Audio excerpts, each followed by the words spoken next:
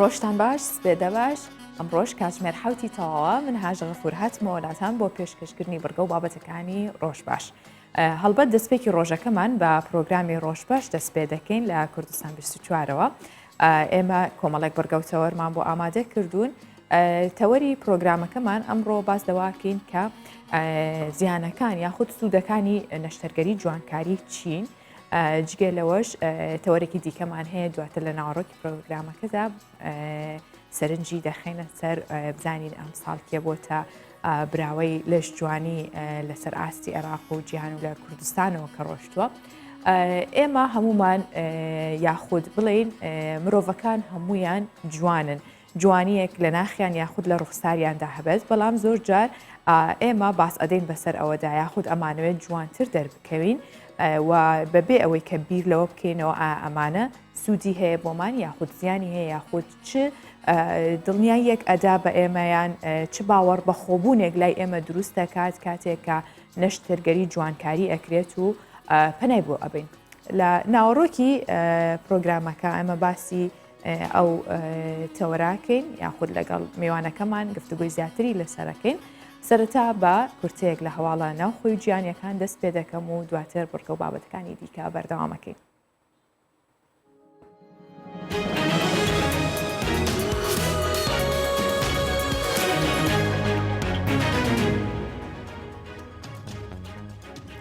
وەزارەتی دارایی داوای لە سەرجەم وەزارەت و فەرمانگەکانی حکوومەت کردووە لیستی موچە ئامادە بکەن. سەرچاوەیەک لە وەزارەتی دارایی ئابووری حکوومەتی هەرێمی کوردستان بۆ کوردستان 24 ئاشکرا کرد. وەزارەتی دارایی داوای لە سەرجەم وەزارەت و فەرمانگەکانی حکوومەت کردووە لیستی موچە بۆ مانگی 11 و 12 و 1 ئامادە بکەن. سەرچاوەکە ڕاشی گەیاندووە ڕێژەی لێبڕینی موچە سەدا 21 دەبێت و بۆ پلە تایبەتەکان بە ڕێژەی سەدا 50 دەبێت. بەم شێوەیە ڕێژەی لێبڕینی موچە بە هەمان شێوەی مانگی پێشوو دەبێت. جەختیشی کردەوە ئامادەکردنی لیستی موچە بۆ دابشکردنی موچە نییە، بەڵکو بۆ ڕێخستنەوەی وەزارەتەکانە لە ڕووی داراییەوە.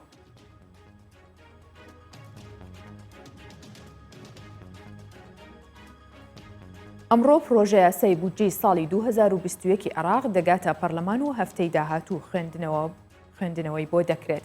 دکتۆر بەشیر حەداد جێگری سەرۆکی پەرلەمانی عێراق ڕایگەیاند بڕیارە لە هەفتەی یەکەمی مانگی داهاتوو خوێندنەوەی یەکەم بۆ پرۆژە یاسای بودجەی ساڵی 2021 بکرێت. ڕاشیگەیاند بەهۆی ئەوەی ڕێکەوتن لەسەر کراوە پێشبینی دەکرێت تێپەڕێنرێت. دەژڵێت هیوادارین بەبێ کێشە و مزایداتی سیاسی بودجەکە لە پەرلەمان تێپەڕێنرێت، چونکە حکوومەتی هەرێمی کوردستان ئامادەی نیشان داوە بۆ جێبەجێکردنی یاساکە.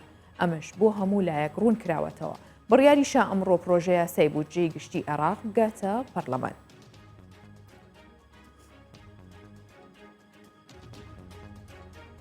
سوپای تورکیا و گروپە چەکدارەکان ڕۆژئاوا و ڕۆژهەڵاتی شارۆچکەی عین ئەیسان تۆپباران کرد. پامنێری کوردستان 24 ڕایگەیاند سوپای تورکیا و گروپە چەکدارە هاوپەیمانەکانی ڕۆژئاوا و ڕۆژهەڵاتی شارۆچکەی عین ئەیسا و ڕێگەی ئەمفۆر و دەوروبەری تەلتەمەریان تۆپباران کردووە، بەڵام هێشتا زیانەکانی ئەم هێرشانە ئاشکرا نەکراوە. هاوکات ڕوانگەی سووری بڵاوی کردەوە گەنجانی شۆڕژگێر لە عین ئەیسا بە بەرد هێرشیان کردووەتە سەر ئۆتۆمبیلە. سەربازیەکانی سوپای رووسیا جامی ئۆتۆمبیلەکانیان شکاندووە و دواتر گەنجان لەو ناوەندە دوورخراونەتەوە.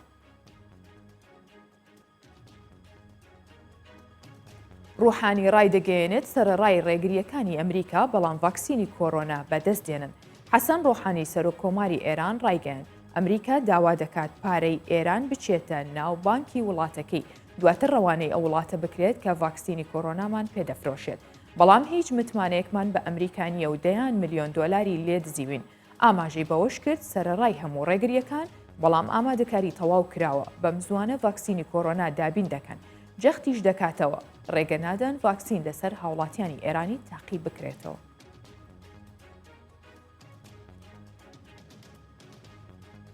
کۆمپانیای باوەنتیک جەخت دەکاتەوە ڤاکسینی کۆرۆنا کێشەی نییە و زانایانی موسڵمانیش دەڵێن ڤاکسینەکە قبول کراوە.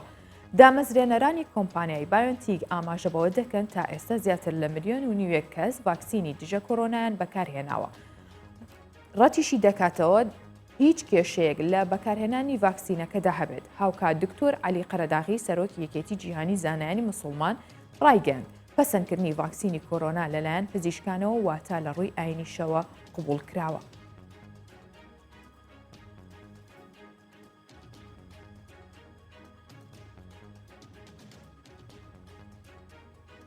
کورتێک لە هەواڵە ناوخۆی و گیانیەکانم پێشکەشکردن.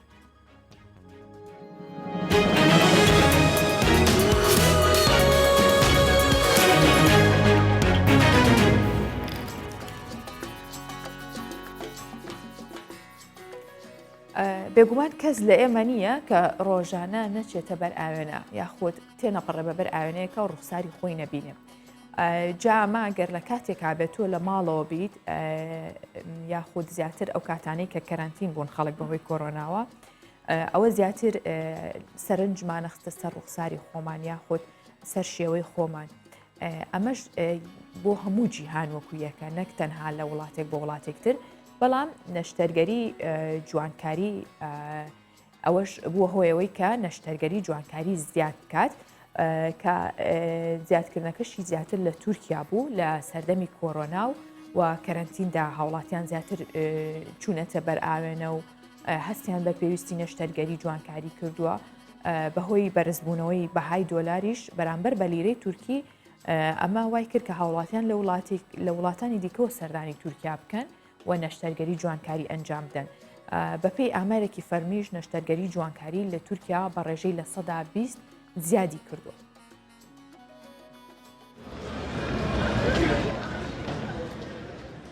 Li Tirkiye yek ji wan kertên ku di proseya pandemiyê de jî bênav berdixebite kerta estetîkê an ku neştergeriya li ser xweşikbûn û ciwaniyê ye. Li gor amaran di proseya pandemiyê de operasyonên bo xweşikbûn û ciwaniyê ji 20 zêdetir bûye. Taybet ev kesên ku di vê proseyê de li malê zêdetir bi xwe re mijûl dibin, li gor kêmasiyên ku li xwe dibînin, qesta pisporên estetîkê dikin. Sıkıntı, can sıkıntısından kendimiz uğraşıyoruz. Ji ber kar mixabim beriya pandemiyê hiç derfet çê nedibû ku ez bi xwe re mijûl bibim. Niha jî ji ber ku ez piraniya dema xwe li malê derbas dikim, zêdetir li neynikê dinêrim û ev yek jî dibe sedem ku em bo hin kêmasiyan biçin ba neştergeran. Eğleniyoruz bak günler münler. Li Tirkiye ne tenê welatiyên xwe cihî her wiha ji derve jî gelek biyanî taybet bo neştergeriya xweşikbûnê Tirkiye tercih dikin. Yek ji sedemên vê yekê jî bêguman rewşa aboriyê ku bihayê dolar li hember lîreyê Tirkî gelekî zêde ye, ji loma biyanî jî zêdetir bo karên estetîkê Tirkiye tercih dikin. Yani o daha çok kendiyle Taybet di pandemiyê de gelek jinan li malê zêdetir dem derbas kirin. Her wiha bi saya rojên karantînayê em li pêşberî neynikan zêdetir dem derbas dikin. û li gor pêdiviyên xwe jî em vî demî bo xwe bi awayekî karîgertir bikartînin. ayıramıyor insanlar. Daha çok zamandan dolayı.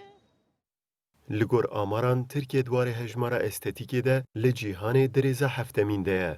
Di proseya pandemiyê de jî li Tirkiye hem bi awayekê neştergerî hem jî derveyê neştergeriyê 754.392 operasyonên xweşikbûnê çûne serî. Ji van operasyonan 351.903 jê bi awayekê neştergerî, 402.462 operasyon jî bêyî neştergerî çûne serî.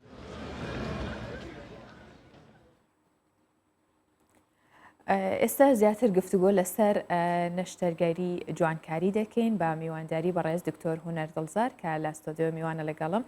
بەخێر هاتی دکتۆر، بانیت باشی؟ زۆر سپاس. دکتۆر پێمان بڵێ جارێک سەر نەشتەرگەری جوانکاری چییە و کێن زیاترەوانەی کە ئەیکەن؟ نەشتەرگەری جوانکاری بە شێوەیەکی گشتی دەبتە سێ بەش: جوانکاری ڕێکاری سووتان. ئەوەی زیاتر فۆکەسی لەسەر ئێستاکە نەشتەرگەری جوانکاریەکان بمانە ئێستێتیکەی، ئەویش زیاتر جوانکردنی ئەو بەشانەی لە جەستا کە زیاتر بەدەرەوەن. ئەوەشە زیاتر ئێستاکە بایەخ پێدرێت، ئیتمان پێدرێت و ڕوو لە زیاد بوونە. کێنەوانەی کە زۆرتر نەشتەرگەری جوانکاریەکەن؟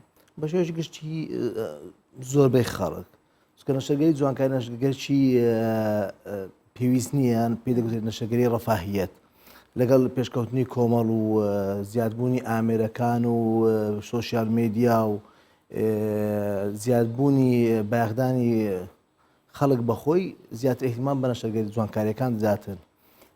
بۆیە ناتوانین بڵێن شێوەیەکی گشتی چێە، زۆربەی خەڵک ئێستا احتیمال پێدەن یعنی بەگشتی هەموو خەڵک خۆیاوەتە نەشتەرگەری جوانکاری زۆربەی خەڵک دکتۆر لە ئەو بابەتی ئامادەمان کردبوو باسمان کرد لە سەردەمی کەرانتین زۆرتر زیادی کرد ئەمە تا چەند دروستە لە ناو هەرێمی کوردستانیش لە هەموو شوێنێک دروستەوە لە کاتی کەرانتین زیاتر خەڵک لە ماڵەدا دەنیشێتر چەند بەشێکێک لەوانە لە زۆربەی ئەوانەی کە ڕاضیان دەکردیان ڕاضیان ناکەن لە وەختی کەرانتین وەزنیان زیاد کردووە یان زیاتر لە بەر ئاوێنە ئافرەتەکان سەری خۆیان دەکەن و ئیتر زیاتر ئامێرەکان سۆشیال میدیا بەکاردێنن و زیاتر فکر وەردەگرن لەسەر نەشتەرگەری جوانکاریەکان و شێوازەکانی فە زیاتر ڕوتێ دەکەن نەشتەرگەری جوانکاری. باشە دکتۆر پێ وایە و نەشتەرگەریانە پێویستە یان بۆتە حەز و ئارەزوو یاخود وەکو مۆدێلی لێ هاتووە؟ بە شێوەیەکی گشتی بەشێکی پێویستە بەشێکی پێویستە و بەشێکیشی زیاتر لەگەر حەز و ئارەزووی خەڵکەکەیە. زیاتر کامانە پێویستن بۆ نمونە چ نەشتەرگەریەکە کە پێویستە مرۆڤ بیکات هەم لە ڕووی باوەڕ بەخۆبوونی زیاترەوە یاخود لە ڕووی دەرکەوتنی بە جوانتر؟ زۆر لە بەشانێک کە پێویستن مەسەرەن چاندنەوەی قژە نەشتەرگەری جوانکاریەکانی لوتە نەشتەرگەریەکانی کە لەگەڵ گەورەبوونی تەمەن دروست دەبێ وەکو زیادبوونی تورسلۆچیەکان لە دەم و چاو ئەو کەسانێک کە کێشیان تاڕادەیەکی زۆر زیادە کاری کردوتە سەر کار ڕۆژانەکانیان هەمووی بە نەشتەرگەری تاڕادێک پێویست داهەندرێتن کە خەڵکەکە ئەنجامی دەداتن و دەکات زیاتر باوەڕی بە خۆی بێتن. دکتۆر زیاتر ئەو نەشتەرگەریانی تۆ ئەنجام داوە لە ماوەی ئەم ساڵە زۆرترینیان کامانە بوون؟ ئەو نەشتەرگەریانە کە ئەنجام درێت ئێستا کە زیاترین نەشتەرگەریەکانی لوتە نەشتەرگەریەکانی دابەزانی کێشە دابەزانی کێش مەبەستە چۆنە ینی لە ڕێگەی دەرهێنانی چاوریەکەەوە بێ یاخود چۆن بێگەر زیاتر بۆمان ڕوون بکەیتەوە خەڵک ئێستا چۆن هۆشداریەوە هەیە کە کێش دابەزێنێت لە ڕێگەی نەشتەرگەریەوە واز لە دابەزاندنی لە ڕێگەی نەشتەریەوە ئەوەی کە ئەنجام دێ ڕێکاری جستەیە بۆکو بێدرێن نەحتی جسم ئەوەی خەڵک زیاتر هەندێک تەڕەهولادیان زیادە وەزنی هەبێت لە شوێنەکانی زگ و تەنیشتەکانی بە شێوەی نەشتەرگەری جوانکاری بۆ دەکرێتن. ئەوانەشی کە کێشیان زۆر زیادە بەڕادەیە کە ناتوانێت دەربهێنرێتن دەتوانێت بە نەشتەرگەری لابرنی بەشێک لە PCSG ئاسانکاری بکرێت لە بۆی ژیان ڕۆژانەی بە ئاسانتر بەڕێوە باتن. دکتۆر نەحێت زیاتر لە ناو خانمان ئارەزوی پێ دەکرێت بکرێت لە هەردووچیان پیاوانی ژەسە ئارەزویەکەن بەتاکید. باشە ئەو چۆنە ینی چ مەترسێکی هەیە لەسەر ئەو کەسە؟ بە شێوەیەکی گشتی نەحەت مەترسێکی ئەوتۆی نییە ینی جوانکاری بە شێوەی دەرهێنانی چەوری بە ئامەری پێشکەوتەکانی ئێستا وەکو ڤێیزەر و شەفت و ئەو شتانە مەترسێکی ئەوتۆی نییە ئەگەر لە ژێردەستی دکتۆری پسپۆری خۆی دابێتن و لە شوێنی تایبەت و لە خەستەخانە لە خەستەخانە تایبەتەکان بێ بە تاکید هیچ مەترسێکی وای نییە و ئەنجامەکانشی بە شێوەیەکی گشتی زۆر جوانە کەسەکە لە ماوەی دوای نەشتەرگەریەکە بەڕاستی ئیسیفادەی دەکاتن و زیاتر ئارەزووی ژیان و ئیتر ڕاضە و شتوای زیاد دەکات چونکە جەستەکەی دەگۆڕێتن. بەڵێ دکتۆر هەندێک لەو نەشتەرگەریانە بە تایبەت نەحەت چۆری جستەی دەرەهێنرێ بۆ شوێنێکی دیکەی ئەمە سوودی زیاترە یاخود بەکارهێنانی موادەکانی تر بۆ نمونە سلیکۆن و یاخود هەر شتێکی دیکە جێگرەوەیە بۆ ئەوە باشترە یاخود وەکو دکتۆرێک ڕەنمایی تۆ چییە بۆ کەسانە؟ بە شێوەیەکی گشتی دانەوەی چەوری دوو بەشە بەشێکیان لۆ شوێنی تایبەت کە خۆی نەخۆشەکە یا پێویستی پێێتی وەکەوەی لە بەشێکی چاویدا بەزی بێ یان بەشێکی طبعاً چەوریەکە لەوانەیە لە زۆر لە شتەکانی تر باشتر بێدانانی چەوری بەڵام نابتۆ جێگرەوەی وەکو سیلیکۆن و فیلەر و کامیان باشترە وتمان چاوریەکە و چەندێکیش ئەمێنێتەوە بە گوێرەی شوێن بۆ دوم چاو بۆ ڕوومە ڕەنگە فیلەر جوانتر بێتن بەس چەوریەکە زیاتر دەمێنێتەوە بۆ داران لۆ شوێنەکان تریش لۆ سنگ زۆر زیاتر دەبێتن ئلتیهاب و شتیوا دەکاتن فەڕەنگە سیلیکۆن جوانتر بێ نەتیجەکەی کاتە ئەوانە بە نەخۆشەکان ئەڵێن بۆ چ شوێنێک باشترە و ماوەی چەندێکە مێنێتەوە ئەگەر چاوریەکە ئیجەستەی خۆی بێداینێتەوە. چاوری بەشێک زۆری نامێنێتەوە لە بیدایەتەکە گەیتمان پێداتن و ڕێنمایەکانی پزیشک پێڕۆ نەکاتن ڕەنگە بەشی زۆری دابەزێتن بەس کە ئیتر شوێنی گرت و چاورێکە دانرا دەمێنێتەوە. باشە ئەکرێ ئەو کەسە چەند جارێک ئەمە بکاتەوە وەتاکی دەتوانێتن.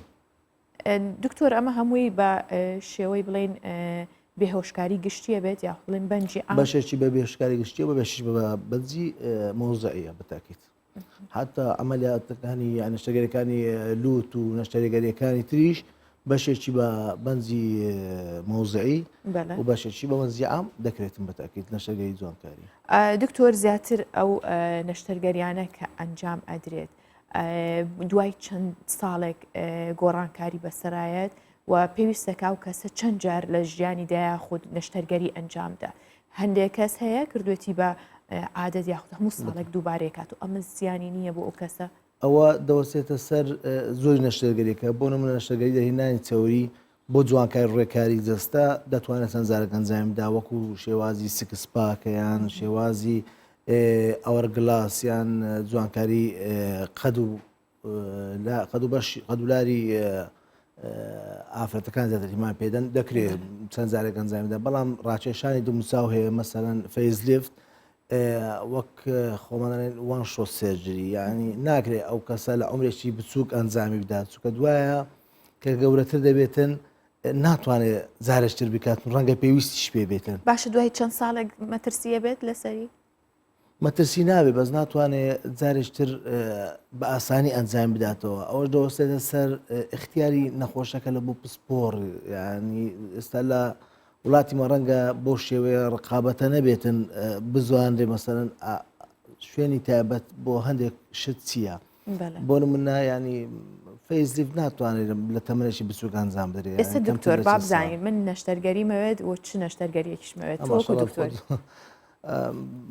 شتێکی وات پێویست نییە ڕەنگ بۆ نمونە چی ینی چ شتێک لە دەموچای منە پێویستەکە بیکەم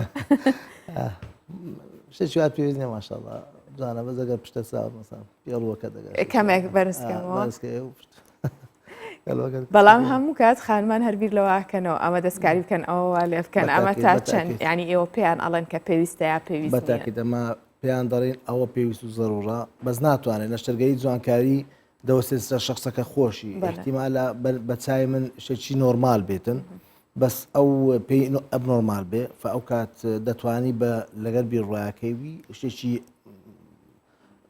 دەرچەیەکی زانستی و جوانی بۆ بینیەوە. ڕاستە دکتۆر ئەم چەند ساڵی دوایی خەڵک زۆر خۆیاوەتە جوانکاری لە هەموو جیهانە لە کوردستانیش ئەو ئامێرانەی کە لێرە بەکارەهێنرێ جێ متمانن یاخود ئامێری پێشکەوتون کە بتوانرێ وەک خۆی ئەو نەشتەرگەریای پێ بکرێ یاخود ئێوە لەو ئامێرانە رازین کە توانن ئەوە ئێتانەوێت بیکەن. بەتاکیت زۆربەی ئامێرەکان سەر کوردستان هەیە ئامێرەکان نەفسی ستاندەرە و چکە خۆم لە وڵاتانی تژی ئیش دەکەم ینی لە دەرەوە شمان کردووە نەفسی ئامێر نەفسی ستاندەرە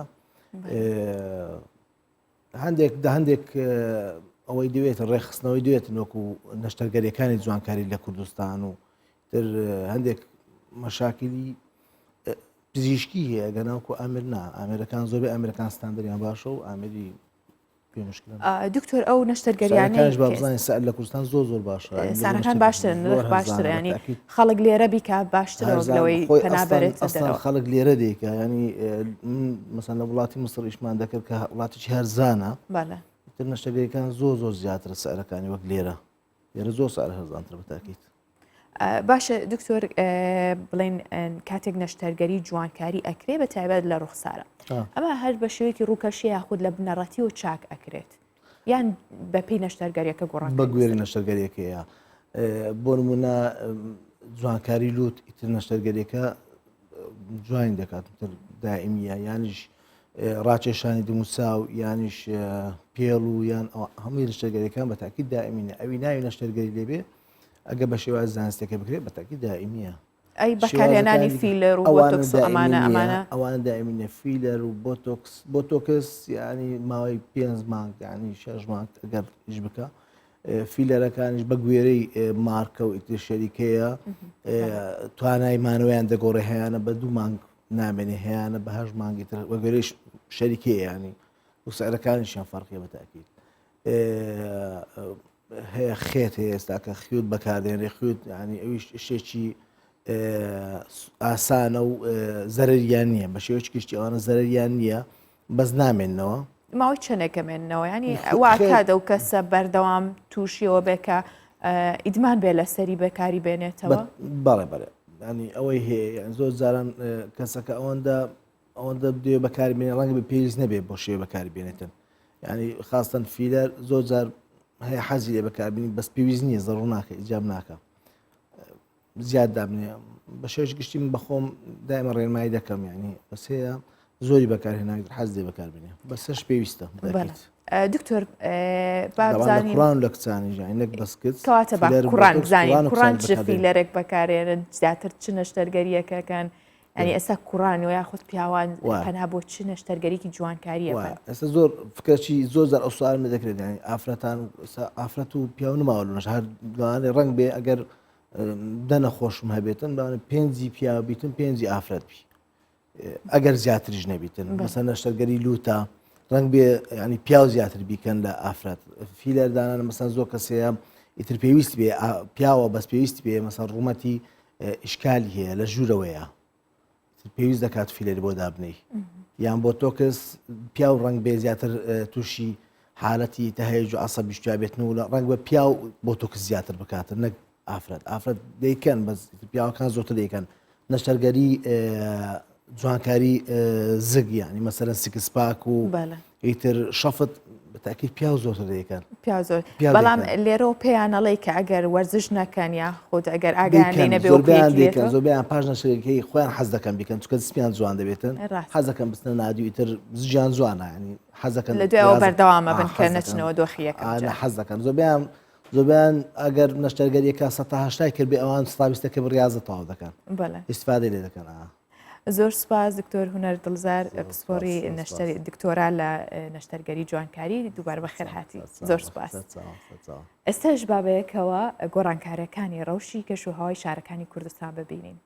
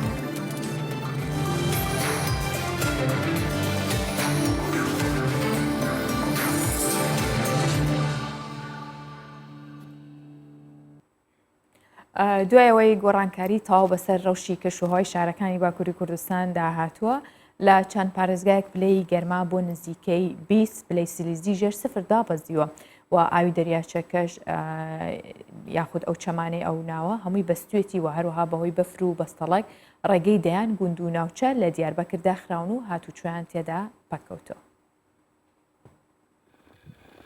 لەگەڵ چوونە ناوەرزی زستان ڕەوشی کەشوهەوای شارەکانی باکووری کوردستان تەواو گۆڕانکاری بەسەردا هاتووە با شێوەیەک پلەی گەرما بە هەستێکی بەرچاودا بەزیوە و ئاوی زۆرینی ناوچەکانی بەستووە هەروەها ئاوی دەریاچەی دیسپسی کە 20 کیلۆمەتر لە ناوەندی شاری ئەرزەڕۆم دوورە با شێوەیەکی بەستووە هاوڵاتیان بە ئاسانی بەسەریدا هاتوچۆ دەکەن. Bizler de bugün bu soğuk kış gününde güneşli bir havada بەهۆی سەرما و سایقی زۆرەوە ڕووکەشی ئاوی دەریاچەکەی تەواو بەستووە ئێستا دەتوانین بە ئاسانی بەسەریدا بڕۆین لە کاتێکدا هەوینان بەهۆی قوڵی دەریاچەکەەوە ناتوانین بچینە ناو ئاوەکەوە. doğal güzellikleri دیمەنی بەفربارین جوانێکی سەرنجڕاکێشی بە شارەکانی باکووری کوردستان بەخشیوە سەر ڕایدابەزینی پلەکانی گەرما و سەرما و ساردی ناوچەکە بەشێک لە هاوڵاتیان بۆ یاری و بەسەربردنی کاتێکی خۆش سەردانی ناو بەفرەکە دەکەن و وێنە یادگاری تۆمار دەکەن. Evet, ismim Bayram Yücel. هەرچەندە کەشوهەوا زۆر ساردە بەڵام دیمەنەکان هێندە جوانن ناچارین لە ناودا بمێنینەوە لێرە یاری دەکەین و وێنە دەگرین. Küçükken buralarda لەلایەکی دیکەوە هەر بەهۆی بەفربارین ڕێگەیدایان گوند و ناوچە لە باکووری کوردستان داخران لە چەند شارێکی وەکوان و قرس پلەی گەرما بۆ 17 تا 18 پلەی سیلیزی دابەزی شارەوانی دیاربەکریش بۆ کردنەوەی ڕێگاکان 142 کارمەند و 49 ئامێری ڕامەڵنی بەفری خستۆتە کار بۆ ئەوەی ڕێگای گەڕگەکانی ناوشار و گوند و دێهاتەکان بکەنەوە و هاتوچۆ ئاسایی بێتەوە.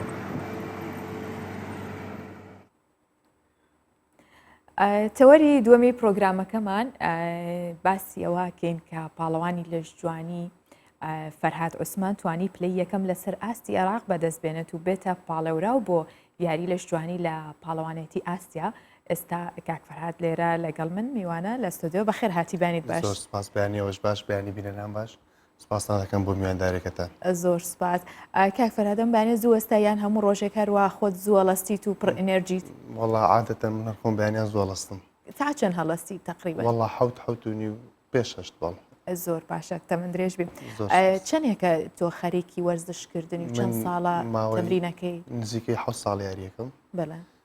لە 2010 پاڵەوانی کوردستان بووم 2019 پاڵەوانی عێراق بووم ئەم ساڵیش دووبارە توانیم پاڵەوانی عێراق بوومەوە پلەیەکەم بەدەست بێنمەوە. چۆن توانیت ئەم پاڵەوانێتیانە بەدەست بێنی؟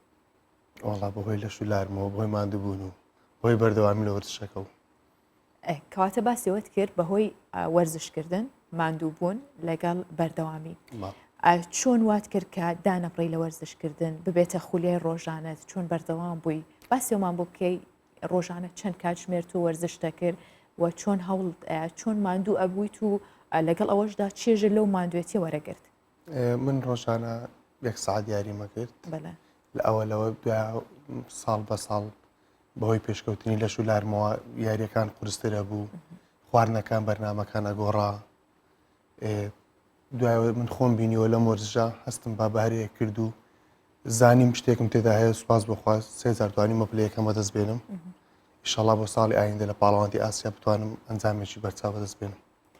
کەی بە نیازیا خۆت چۆن ئامادەکاریەکەی بۆ کاتە چۆن پاڵەوراوی بۆ من پاڵەوانێتی ئاسیا؟ باڵێ لە پاڵەوانێتی عێراق پلەیەکەم بەدەستێنە دایمە پلەیەکەکان پاڵێوراون بە پاڵەوانی ئاسیا و دەرەوە لەم ساڵدا لە مانجی 6 پاڵەوانی ئاسیا دەکرێت لە چین پشتیوان بەخوا خۆم ئامادەکەم ئینشاڵڵا نەتیجەیەکی باش بەدەست دێن. ئێستاش ڕۆژانەیە کاتژمێر تۆ وەرزشەکەی یاخود ئەو وەرزشانەی کە بەردەوامێکی چییە؟ وەرزشەکان یاری ماسوورەکانە بەڵێ هەر عادەتەن 1 ساعاتە مەسەن کۆتاییەکانی لە قۆناغی تەنشیفاکە بۆ پاڵەوانتی مانجی ئەخیر ئەبێتە 2 وەز بە مەسەن بەیانیان و ئێوارن عادەتەن وەرزشەکان هەر خۆ 1 ساعاتە. باشە ئەو کاتی کە کەرەنتین بوون چیتەکە جێمەکان نەبوو تۆ چۆن هەوڵتەیە کە ئەو بۆ شایە پڕکەیتۆ بەردەوام دانەبڕی لە وەرزش؟ وەڵڵا ڕاستەکەی من لە ماڵ ئەرە وەڵڵا نزیکەی 3 مانگ دابڕام خۆی کەشەواکە ناخۆش بوو بەعام بە شێوەیەکی گشتی بەس لە ماڵەوە یاریمە کرد و جار هۆڵەکان دەکرایەوە فترە بە فترە دوای قەپاتە بوو بەسپاس بخوانی هەر هێنا دانەبڕای باش چی بۆ ناڵی کە وەرزشەکەن یاخود ماوە دابڕێن بەهۆی کەرەنتینەوە بێ بەهۆی هەر شتێکی دیکەوە بێ تۆ توانیوتە ئەو دەرفەتەش لە دەستخۆت نەدەیت و بەردەوام بی ئەو چیشیان پێڵێ بۆی کە بەردەوام بن لە وەرزشکردن بەڕاستی پێیان ئەڵێ وەرزشکردن یەک دقە لێیان بڕوات ئەوە خەسارەیەکی زۆرە نەک یەک ڕۆژ نەک یەک مانگ نە بە ساڵ هیوادارم بتوان بەردەوام بن وەرزشکردن بەڕاستی شتێکە هەم بۆ سەحەت هەم بۆ جوانی لە شولاری خۆت شتێکی زۆر گرینگە ئیشەڵڵا هیوادارم گەنجەکان تەنانەت کچان کوڕان بتوانن بەردەوام بن بەبێ دابڕان کاتێک بدۆزنەوە لە ڕۆژێکە یعنی 45 خولەک ساعتێک بەڕاستی پێویستە یعنی ئەو کاتە تەرخان بکرێت بۆ وەرزش شتێکی زۆر گرینگە هیوادارم بتوانن هەم کەسێک وەرزش بکات ئەو ئاستی تۆ پێیگەیشتووی هۆکاری سەرەکی چی بوو ینی چه هۆکارێک بووە کە تۆ گەشتویتە بۆ ئاستی ئێستا بەشداری چەندین پاڵەوانەتی بکەیت و ئامادەش بی بۆ پاڵەوانەتی ئاسیا ئیرادە خۆی شتێکی گرینگە مرۆڤ ئیرادەی هەبێت متمانەی بەخۆی بێت سوپاس بخوا من ئیرادەم زۆر بەهێزەوە تا ئێستاش تا ئەمڕۆژ متمانەم بە خۆمە ئیشەڵڵا خوای گەورە پشتپەنان بێت بەردەوام دەبم نازناوی زۆر گەورەتر لە ئاسیا شتێ دەپەڕێنم بەرەو پاڵەوانتی جیهانی ئیشەڵڵا پشتوام لە کوردستان یاخود بڵێن لە عێراقی کەسێکی تر وەک تۆ بەشدارە بۆ پاڵەوانێتیە بەڵێ هەیە پاڵەوان هەن بخۆیەوە کێشە 11 کێشە پێویستە 11 یاریزان نوێنەراتی وڵاتی بکات لە هەموو کێشەکان وەزنەکە من لە 90 کیلۆگرام لە عێراق توانیم پلەکەم بەدەستبێنم بەس زاری دیار نییە لە پاڵەوانتی ئاسیا کێشەکان لە چەنەوە بۆ چەنە بێت لە 55 تا زایت 100 بەڵێ تو ئێستا چەنە کێشەکەت من لە 90 کیلۆگرام لە عێراقدا بەشداریم بەس لەوانەیە لە پاڵەوانتی ئاسیا 80 یان 85 کیلۆگرام بەشداری یەکەم جارە لە پاڵەوانێتی ئەوانێ و دەوڵەت یا بەشداریەکەی بەڵێ ئینشاءالله سەرکەوتووە بی بێگومان ئێستا کەسانێک کە تۆ بینن ئیرەیت پێبن و حەزیش ئەکەن وەکو تۆ بن چیان پێڵیت یاخود چی بکەن بۆی کە بەردەوام بن هیوادارم لە وەرزشەکە بەردەوام بن ئەوانەی دەستیشان پێ نەکرد دەست پێ بکەن ئیشەڵڵا ئەوانی خۆیان نەوێت بتەماچین و تموحیشانەیە خوای گەورە پێیانە بەخشێت کاک فەرهاد با بینە باسی خواردنەکانە خواردنە چۆنە ینی بەدڵی خۆت نانەخۆیت یاخود ناتوانی یان ئاگاداری خواردن و کێش و ئەوانەیت بێگومان بەدڵی خۆتە تۆ ئەو خواردنانی کە هەڵێ بژێری مادەم بۆ وەرزشەکەی بۆ لە شولاری خۆتە کەواتە بەدڵی خۆتە بە تۆبزی نییە لە بەرەوەی بۆ جوانکردنی لە شولاری خۆتە ئێستا بۆ نمونە تۆ ئەمڕۆ چیە خۆیت لە بەیانیانە بەڵێ بەیانی نیۆڕۆ ئێوارە چی و چیە خۆیت من لە بەیانیانە سپێنی هێلکا خۆم لەگەڵ بەخۆ ناغە مەسەن لە کاتی زەخۆیت نانسپی بەڵێ بەیانیانەی خۆم لە تێک بە قۆناغ خۆی لە قۆناغی وشکردنەوە خواردنەکان جیاوازە لە قۆناغی سەرخستنی وەزن قۆناغەکان خواردنەکان جیاوازە یعنی بووە بەدڵی خۆت حەز لە خواردنە بکەی بەس لەبەر وەرزشەکەت نەیخۆی بێگومان بووە من 3 مانگ شیرنیم نەخوارد چاوریم نەخوارد معنی شتێکی خەون پێوەبینە بەڕاستی بەڵام دواتر دەرەنجامێکی خۆشتر لەوە بێگومان نەتیجەکە خۆی هەموو شتێکت بیرەچێتەوە بەڕاستی ڕاستە کاک فەرهاد کاتێک کە تۆ وەرزشەکەی زۆر بە سەختی ماندووە باسیەوەت کرد بووە تووشی مەترسی بیتەوە لەسەر ماسوولکەکان خود لەسەر دەمارەکانی جەستە تووشی بڵێن تەشەنوجێکی بەقوت بی نەتوانی چەند ڕۆژێک یاری نەکەیت بەڵێ خۆی لە وەرزشە هەندێک جار ئەسابە هەیە موساب هەیە تەشەنوجات هەیە بەس تا ئێستا نەبووە هۆیەوەی کە من مەسەڵەن لە وەرزشەکە دابڕێ نەبووە هۆیەوەی کە زۆر ماندووت کات عەسەبی بیت یاخود بەعکسەوە ڕیلاکسی کردووی نا وەرزشی لە جوانی عەسەبی و شتانت ناکەن هیچ پێوەندی بەوە نییە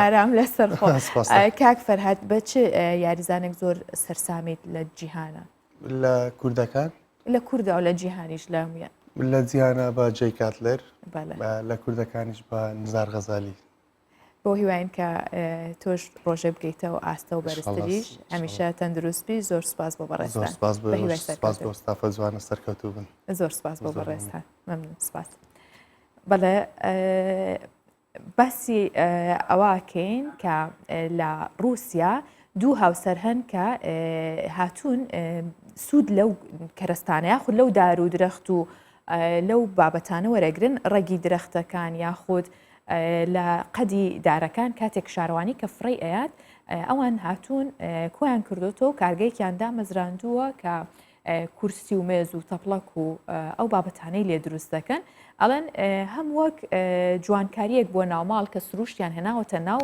ماڵەکەیانەوە و جگە لەوەش بژێوی ژیانی خۆشیان لەو ڕێگەیەوە دابین کردووە با بەیەکەوە لەم ئینهاوسەدا کار و پیشەی ئەو دوو هاوسەرە ببینین. ڕەگ و لقوپۆپی ئەو درەختانی وشک بوون بوونەتە کەرەستەی بەکارهێنەری ئەم وەرکشۆپە. لە کارێکی هاوبەشی دوو هاوسەردا لە شێوەی مێز و کورسی و تەپڵکدا لە وەرکشۆپەکەی بێڤەرسی شاری پێرمی رووسیا خراونەتە ڕوو. ئارتیۆم و ماریا دامەزرێنەری کارگە بچووکەکەیانن کاتێک شارەوانی وڵاتەکەیان چەندین لقی وشکبووی درەختەکانی فڕێدەدا ئەوان بڕیاریاندا لە دروستکردنی کەرەستەی ناوماڵدا گیانیان بەبەردا بکەنەوە. دار و درەختێکی زۆر لە ناوشار لە گاژەساندن و گەورەبووندان نەک تەنیا تووس بەڵکوداری نارین و بەڕوو کە ئەمانە دارێکن کارکردن لە سەریان زۆر ئاسانترە و زیاتر دەمێننەوە و جوانترین نەخش و نیگارەکانیشی لەسەر دروست دەکرێت.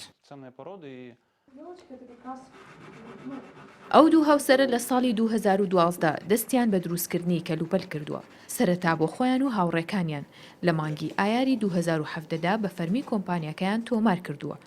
ئەم دوو هاوسەرە هێشتنەوەی شێوەی سروشتیەکەی دارەکان لە بەکارهێنانەوەیاندا بە شتێکی تایبەتمەندی کارەکەیان دەزانن تا بەکارهێنەران هەست بە ژینگەیەکی سروشتی بکەن. ئەو دارانەش کە سوودی لێ دەبینن دەبێت بۆ ماوەی 2 مانگ بیان هێڵنەوە تا بە تەواوی وشک دەبنەوە و بۆ کارکردن دەشێن. تۆ هەمیشە ناتوانانی لە کڕینی کەلوپەلی ناوماڵ بەردەوام بیت بۆیە ئەم کارەی ئێمە تێچوویەکی کەمتری هەیە لەلایەک و لەلایەکی دیکەشەوە ئەو دارانەی کە لەسەر شەقامەکان شکاون بە جۆرێکی دیکە دەکرێت سوودی لێوە. هەمیشە پسپۆڕان یاخود پزیشکان جەخت لەواکەنەوە کە خواردنی میوەکان یەکێکن لە پێداویستە گرنگەکانی ڕۆژانە بۆ جەستەی مرۆڤ و پسپۆڕانی خۆراکیش بەردەوام پێشنیاز دەکەن کە بخرێتە خشتەی ڕۆژانەی خۆراکی هەر تاکێک چونکە سوودەکانی ئەو میوەیە میوەی سێو کە بێوێنەیە و لە هەژمار نایە هەمیشە بە دکتۆر سێو ناوە برێت چونکە لەگەر هەر وەکەڵێن کە بە خواردنی سێوێک خۆت لە هەموو پەتایەک بپارێزە و وەکوە پزیشکێکی سروشتی ناسراوت هەبێت و لەگەڵ خۆتا بێت بەڵام لەگەڵەوەشدا بەشێک لە هاوڵاتیانە و میوەیە ناتوانن بخۆن یاخود حەزی پێ ناکەن بۆیە هەوڵ دەدرێت لە ڕێگەی گیراوەکان و یاخود بۆ نمونە بڵێن ئەکرێ بە شەربەت یاخود بە تامی دیکە بەردەست دەکرێت هەروەک چۆن خانەوادەیەک لە ئوسترالیا کارگەیەکی تایبەت بە بەرهەمهێنانی ئەو میوەیە یاخود گیراوەی ئەو میوەیە سێو دامەزراوە بۆ ئەوەی کە هاوڵاتیان لە سوودەکانی سێو بێبەش نەبن بامەش ببینین زین و خانەوادەیە چۆن سێو بەکارەهێن و لە چەندین بەرهەمی دیکەدا دەیخەنە بازاڕەوە. خانەوادەیەک لە ئوسترالیا بۆ بە بازاڕکردنی بەرهەمی سێو کارگێکی گەورەیان بۆ وەرگرسەکانی بەرهەمەکە دامەزراندووە بۆ ئەو کەسانەی کە ئارەزووی خواردنی سێویان نییە. بەڵام ئەو وەرگیراوانەی کە لە سێو دروست دەکرێن خشتەی ڕۆژانەی خۆراکیان بێبەش ناکەن لە سوودەکانی ئەم میوەیە. خانەوادەی سایۆز خاوەنیەکێکن لە گەورەترین باخی سێوەکان لە ئوسترالیا. ئێمە دەبوو کارێکمان بکردایە کە کەسی دیکە پێش ئێمە ئەنجامی نەداوە بۆ ئەوەی خواست لەسەر خواردنی ئەم میوەیە زیاتر بکەین. سەرمایە گوزارێکی زۆرمان کرد بۆ ڕێخستنی ئەم پرۆژەیە چونکە دەمانەوێت سێوەکە سوودی خۆراکەکان لەدەست نەدات. ئامانجی دروستکردنی ئەم کارگیە بۆ وەرگیراوەکانی سێو زیاتر لەوەدایە کە هیچ مادەیەک تێکەڵ بەو بەرهەمانە ناکرێت کە لە سێوەکە وەردەگیرێت بۆ ئەوەی ماوەی مانەوەی زیاد بکات وەک هەر وەرگیراوێکی دیکەی خۆراکی کە دەخرێتە بازاڕەکانەوە. لەم کارگەیدا زیاتر گرنگی بە نوێمانەوە و بەرگری و لە دەستنەدانی سوودە خۆراکیەکانی وەرگیراوەکانی سێو دەکرێت کە تام و بۆنە سەرەتایی سێوەکە لە دەست نەدرێت. ئەمە بەتەنیا ئاوی سێو نییە کە سوودەکانی دیکەی لەدەست دابێت تەنانەت سوودەکانی توێکڵی سێوەکەشی تێدایە کە بە خواردنەوەی ئاوی ئەم سێوە دەتوانی تەواوی سوودەکانی سێوەکەت لەم خواردنەوەی دەستکەوێت. سێو یەکێکە لەو میوانەی کە جگە لەوەی بە کاڵی وەک میوەیەک دەخورێت بەدەیان شێوازی دیکەش لە پیشەسازی خۆراک سوودی لێوەردەگیرێت ئەمە جگە لەو خواستە زۆرەی کە لەسەر سێو هەیە دەکرێت بۆ ئەو کەسانش کە ئارزویان لە خواردنی سێو نییە بەڵام بۆ بێبەش نەبوون لە سوودەکانی بە شێوەی سرکە و مرەبا و شیرینی و خواردنەوە کەڵکی لێوەربگیرێت. هەمیشە منداڵەکانتان ڕابێنن لەوەی کە هەر لە سەرەتای دەستپێکردنی ژیان و فێربوونی خواردنەوە سێوێک بنە دەستیان تا ڕابێن لەگەڵ میوەکان و ببنە هاوڕەیەکی نزیکی میوەکان و هەمیشە ئارۆزوی میوە خواردن بکەن ئەو کاتی تر کە گەورە بوون ئەویان نابێ بڵێن حەزمان لێ نیوە نەیخۆین. ژیانی ڕۆژانەمان ئەم ماوەیە تا ڕادەیەک وابەستە بووە بە نرخی زێر یاخود بە بەهای دراوەکان چونکە گۆڕانکاری زۆرە کات و ئۆش پەیوەندی ڕاستەوخۆی بە ژیانی ڕۆژانەمانەوە هەیە بۆیە با ئێستا بەیەکەوە بزین بەهای دراوە بیانیەکان و نرخی زێر لە بازاڕەکانی هەرێمی کوردستان چۆنە.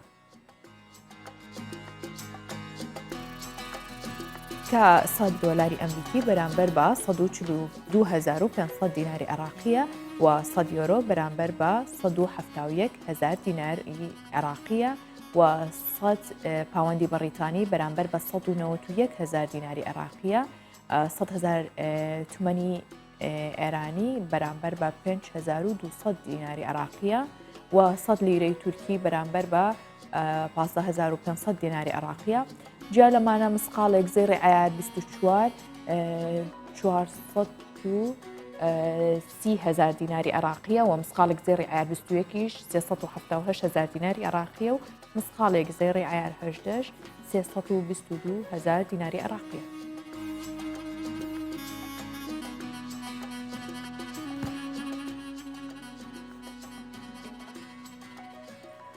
دیداری سێمی هاوڕێگە لە شاری سلێمانی بە ئامانجی پەرەپێدان بە تواناکانی گەنجاون و ئامادەکردنیان بۆ دەستپێکی ساڵێکی نوێ بەڕێوەچوو بڕیاریشە هەمان دیدار لە شارەکانی دیکەی هەرێمی کوردستان ئەنجام بدرێت. داهاتی ئەم دیدارش دەخرێتە خزمەت ئەو گەنجانی کە بەهرەیان هەیە بەڵام توانای جێبەجێکردنی پرۆژەکانیان نییە.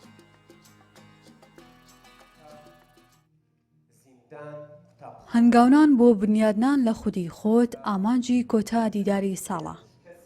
دیدارەکە لەلایەن پرۆژەی هاوڕێگاوە ساز دراوە.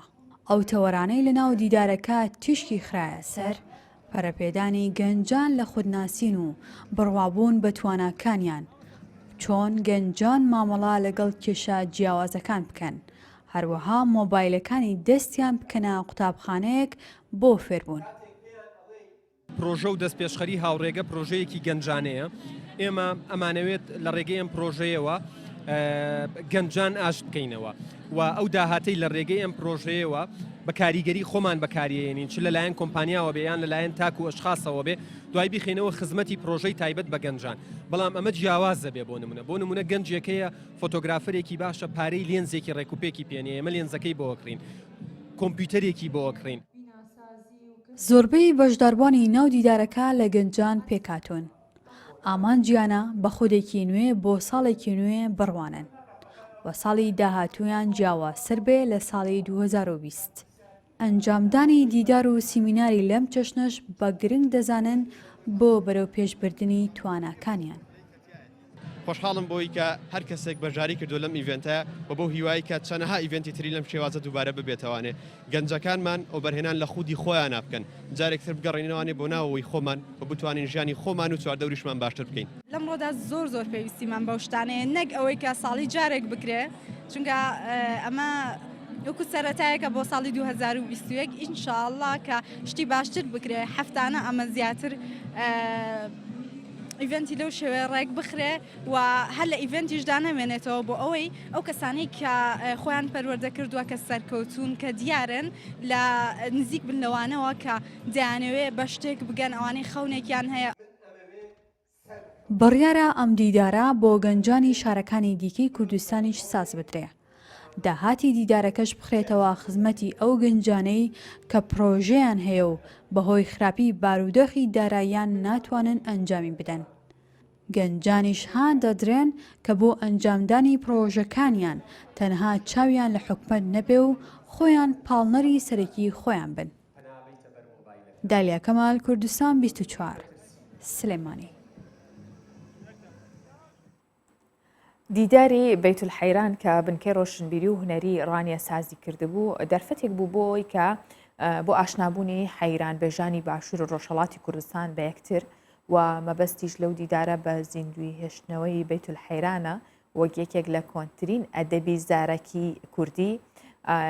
هونەرمەند سەلاحی خزری هونەرمەندێکی ناسرا و شارەزایەکی باشی بواری مەقام و حەیرانە. ئەو یەکێک بوو لە بەشداروانی دیدارەکەش و ناوبراو پێی وایە ئێستا حەیران و بیت هاوشێوەکانی وەک سیا چەمانە و مەقام و قەتار و ئەڵاوەیسی گرنگیان پێنادرێ. ئەوەش مەترسی لەسەر ئەو هونەرە کۆن و ڕەسەنە کورد دروست کردووە و ئەیانەوێت لەم ڕێگەیەوە ڕۆحێک بەبەریدا بکەنەوە و بەردەوامی پێ بدەن.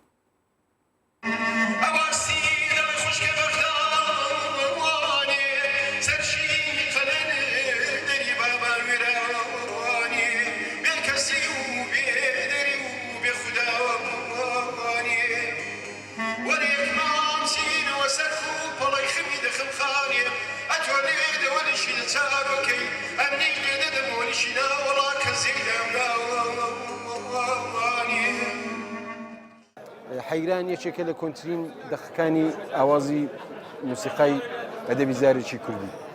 حەیرانەکان بیتەکان جا بەختەوەرە لە هەموو کوردستانیدا کوردستان بۆی کە ڕەنگاڵەیە لە هەر ناوچەی کوردستانیشتی بابەتگەلی زۆر تایبەتەیە کە پڕن لە مێژوو و پڕە لە دیرۆک و تایبەت و لەباری ئاوازەوە لەباری مێژوویەوە لەباری ئەفسانە ناسیەوە لەباری ئۆستورش ناسیەوە لەباری ئەدەبیەوە یعنی هەموو شاکارن بەداخەوە ئەو شتانە پرگوێ خراوە. حەیرانی یەکێکە لەوانە بۆ وێنە لە ناوچەی خەراج و کەندیناوە هەولێر وانە هەتەنانەت مکریانیش حەیران باو بوو.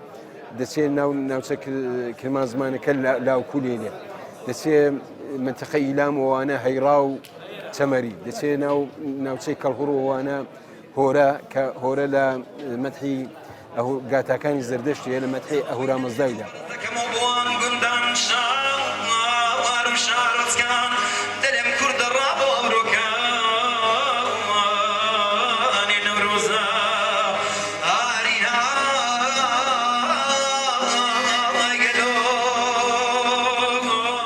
ئەکیپێک ساز بێ لەباری مێژویەوە لەباری کۆمەڵناسی لەباری ئەدەبیەوە لەباری موسیقایەوە لەباری ئۆستۆشناسی تەنان لەباری جوغرافیەوەوانە کاریان لەسەر بکرێ و سەبت بکرێن تۆمار بکرێن پێشتر دوای بەبوونی فستیوالی ئەو جۆرە فستیوالانە دەکرێ وردە وردە بە خەڵکی بناسێتەوە تاوتێ بکرێ بێتەوە سەر زاری جەماعەتێ کارناسان بێن کاریان لەسەر بکەن میدیاکان تەلەڤیزیۆنەکان زیاتر لەوەی کە هەیە گرنگیان پێ بدەن بە بیت بێژەکان بە حەیران بێژەکان بە هۆرە سرەکان بە لاوک بێژەکان.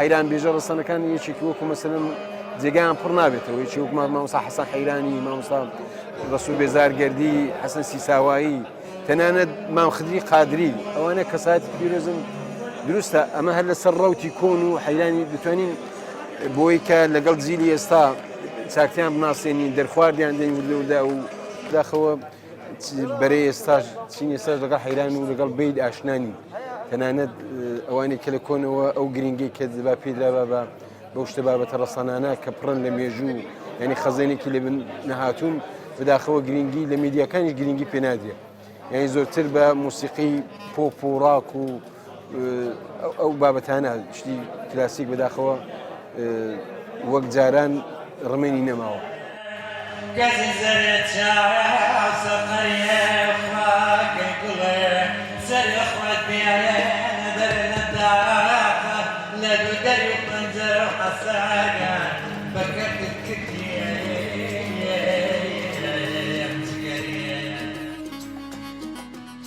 ئەمڕۆژ کۆتاییم هێنا بە بڕگە و بابەتەکانی پرۆگرامی ڕۆژبەش بە هیوای تەندروستێکی باش بۆ هەمووان ماڵتەنەوە.